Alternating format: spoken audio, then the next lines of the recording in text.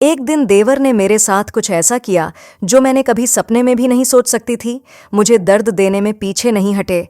मैं चिखती रही, गिद्ध गिद्धाती रही, लेगी देवर ने एक ना सुनी और मुझे मुंह दिखाने लायक नहीं छोड़े।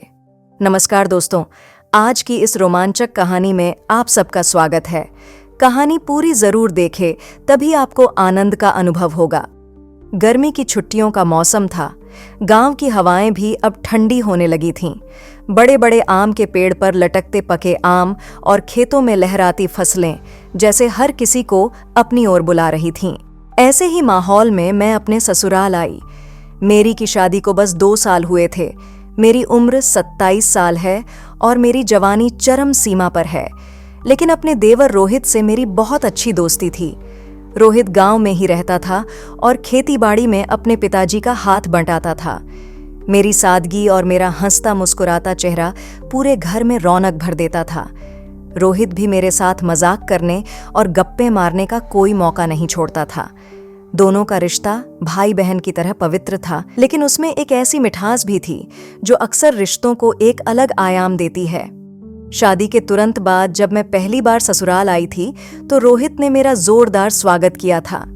भाभी, अब तो हमारी जिम्मेदारी है कि आपको गांव में कभी बोर नहीं होने देंगे, रोहित ने मुस्कुराते हुए कहा था।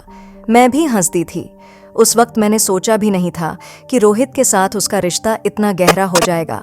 मैं जब भी मायके से ससुराल आती, रोहित के साथ खेतों में घूमना, गांव की पगडंडियों पर टहलना और आम के पेड़ों से आम तोड़कर खाना उसका पसंदीदा काम बन गया।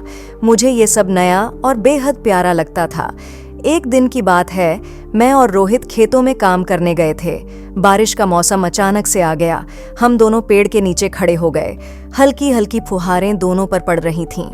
मैंने अपनी साड़ी को थोड़ा संभालते हुए रोहित की ओर देखा। रोहित की आंखों में कुछ ऐसा था जो रेखा को पहली बार महसूस हुआ।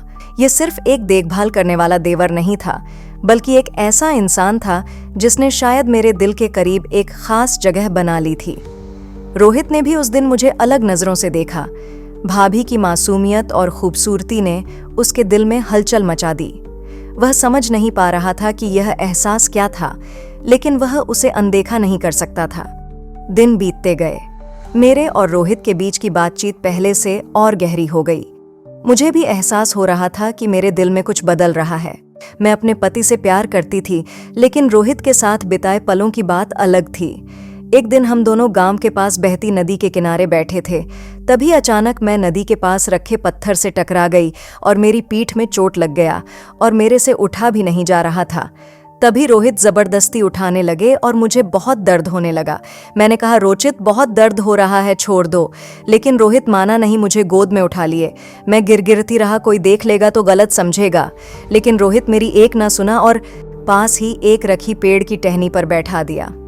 मैंने कहा, पागल, कोई देख लेता तो मैं मुंह दिखाने लायक नहीं रहती आज तो। तभी रोहित ने अचानक कहा, भाभी, कभी कभी मुझे लगता है कि आपसे बात करके मेरा दिन बन जाता है। आपकी हंसी मुझे खुश कर देती है। मैंने भी हंसते हुए जवाब दिया, तुम तो बस बातें बनाना जानते हो रोहित। लेकिन उसके दिल में हलचल हो रही थी। मैं और रोहित दोनों जानते थे कि उनका रिश्ता समाज के लिए गलत माना जाएगा। मैंने अपने दिल की बात कभी रोहित से नहीं कही, लेकिन उसकी आंखें सब कह देती थीं। रोहित भी अपने जज्बातों को दबाने की कोशिश करता था।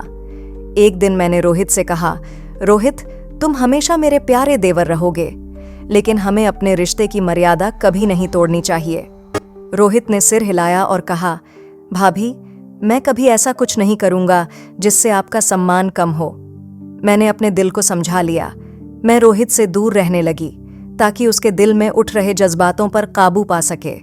रोहित ने भी मेरा सम्मान करते हुए खुद को व्यस्त कर लिया। धीरे धीरे हम दोनों ने अपने रिश्ते को एक नई दिशा दी।